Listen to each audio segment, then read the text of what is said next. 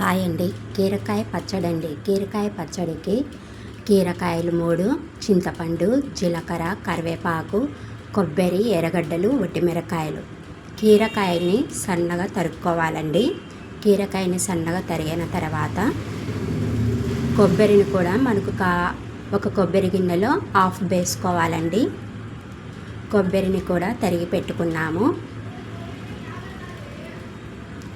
కొబ్బరిని తరిగి పెట్టుకున్నాక ఒట్టిమిరకాయలు తొట్టాలు తుంచుకొని ఒట్టిమిరకాయలను కూడా మనము ఒక ఒట్టిమిరకాయలో ఒక 3 చేసుకోవాలండి. ఎందుకంటే విత్తనాలు బాగా వేగాలి. ఇలాగా సన్నగా తరుక్కోవాలండి. కొబ్బరి, జీలకర్ర, కరివేపాకు అన్నీ చూడండి కట్ చేసి పెట్టుకున్నాము. కీరకాయ ఇప్పుడు కొబ్బరిని వేయించుకోవాలండి.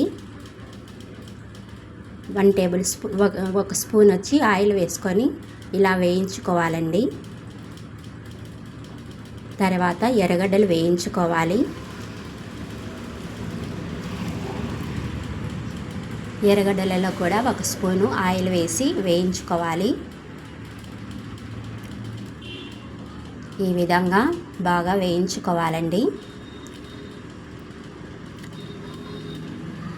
తర్వాత కరివేపాకు, జీలకర్ర, ఒట్టిమిరకాయలు అన్నీ కలిపి ఒకేసారి దూరగా వేయించుకోవాలండి. తర్వాత 3 టేబుల్ స్పూన్లు ఆయిల్ వేసుకోవాలి. వేసుకున్న తర్వాత కీరకాయ ముక్కలు నూనెలో వేసుకోవాలండి. బాగా వేగనివ్వాలి. దానిపై ప్లేట్ మూసి కొద్దిసేపు బాగా మగ్గనివ్వాలండి. గోల్డెన్ కలర్ వచ్చేంత వరకు చూడండి. ఈ విధంగా కీరకాయ ముక్కలు బాగా వేగిపోయాయి. ఇప్పుడు రోట్లో వేసి పచ్చడి చేస్తున్నాం చూడండి. తగినంత సాల్ట్ వేసుకొని ఈ విధంగా దంచుకోవాలండి ఒట్టిమిరకాయలు అందుకు. తర్వాత కొబ్బరిని కూడా బాగా దంచుకోవాలండి.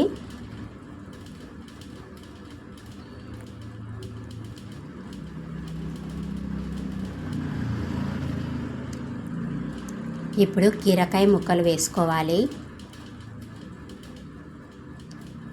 కీరకాయ ముక్కలు వేసుకున్న తర్వాత ఈ విధంగా బాగా నూరుకోవాలండి. నూరుకున్న తర్వాత చింతపండు వేసుకోవాలి తగినంత.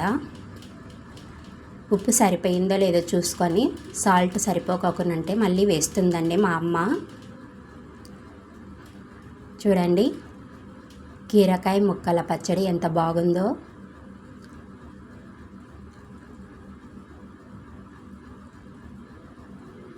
ఎర్రగడ్డలు కూడా వేసేసిందండి ముందుగానే.